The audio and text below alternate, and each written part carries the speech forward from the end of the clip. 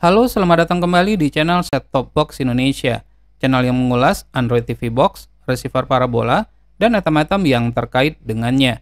Pada kesempatan kali ini kita akan melakukan benchmarking terhadap box EVPad 5P dengan tujuan untuk melihat performance dari box itu sendiri. Sebelum saya melakukan proses benchmarking, box ini telah kita lakukan factory reset sehingga fresh dan kinerjanya menjadi optimal.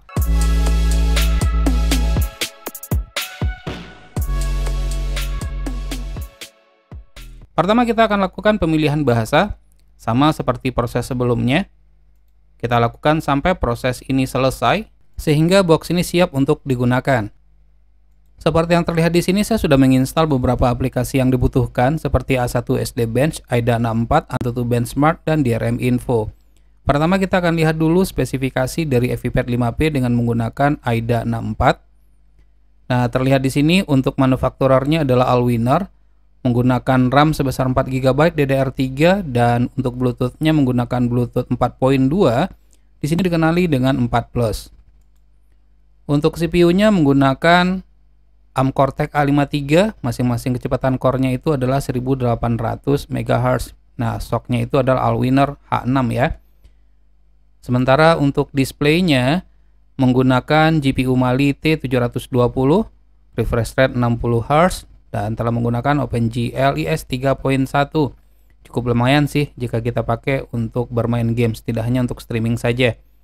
Untuk networking, selain menggunakan LAN port, dia juga sudah mendukung dual band Wi-Fi 2,4 GHz dan 5 GHz.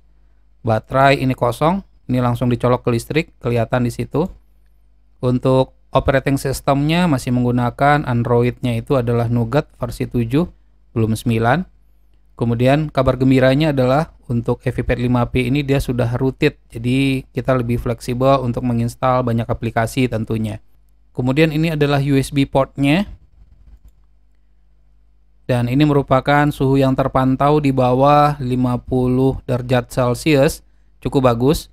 Dan jangan kaget ya, ini di bawah 50 derajat Celcius dikarenakan saya menggunakan cooling pad. Nah, untuk linknya dapat dilihat di pojok kanan atas. Jadi jangan ngeyel lagi, nggak mau pakai cooling pad. Cooling pad ini sangat membantu sekali. Dan ini nyala walaupun 24 jam, saya pastikan suhunya pasti akan di bawah 50 derajat Celcius. Sensor kosong, semua Android box seperti itu. Dan ini merupakan aplikasi yang terdapat standar default semuanya, kecuali aplikasi yang saya butuhkan untuk pengujian ini. Dan ini merupakan beberapa kodek yang didukung oleh EVPad 5P. Baik, kita lanjut sekarang untuk ngelihat DRM infonya. Yang pasti EVPad 5P ini tidak Google Certified dan juga tidak Netflix Certified. Jadi apabila kita ingin gunakan untuk menonton Netflix tetap bisa, namun hanya maksimal pada resolusinya itu adalah standar definition saja. Namun cukup oke lah, nggak begitu jelek-jelek juga. Untuk Wide-Fan CDM-nya itu adalah security level L3 unprotected. Dan selanjutnya kita akan cobakan untuk melakukan benchmark terhadap kecepatan RAM dan ROM yang dimiliki oleh EVPad 5P ini dengan menggunakan aplikasi A1 SD Bench. Inilah hasil benchmarking untuk EVPad 5P untuk internal memori dan RAM. Untuk internal memori atau ROM, kecepatan bacanya itu adalah sebesar 9,90 MB per second dan tulisnya sebesar 31,16 MB per second.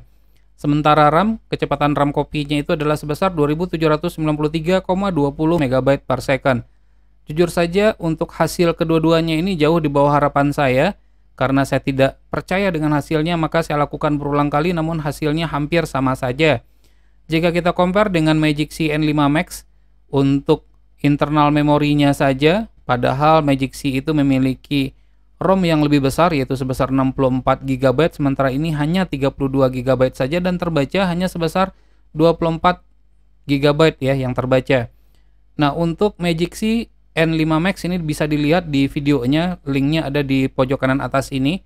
Itu kecepatan bacanya adalah sebesar 127,94 MB per second dan tulisnya 74,63 MB per second. Jauh di atas ini. Kemudian untuk RAM-nya adalah sebesar 3227,98 MB per second. Ya, tidak begitu jauh namun tinggi di atas yang dihasilkan oleh EVPad 5P ini. Jadi ini merupakan hasil yang real menggunakan aplikasi yang sama. Baik, selanjutnya kita akan coba lihat hasil benchmarking pengujian yang terakhir, yaitu dengan menggunakan Antutu Benchmark. Setelah kita lakukan proses benchmarking, inilah skornya yaitu 68.620. Jauh ya di atas Magic C N5 Max yang sebelumnya juga sudah pernah kita lakukan benchmark. Termasuk untuk box-box yang lain, ternyata FiPad 5P ini mampu untuk bersaing. Untuk detailnya adalah seperti ini.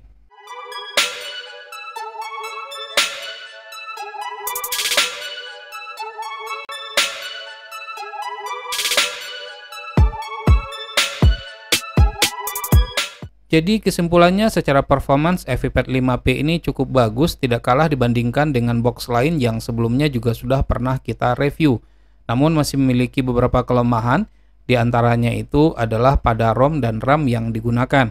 Berkemungkinan chipset yang digunakan pada FiPad 5P ini tidak begitu bagus, sehingga hasilnya itu jauh di bawah harapan kita. Jika di-compare dengan box lain, hasilnya jauh di bawah itu. Semoga video ini bermanfaat, jangan lupa untuk terus mensupport channel ini.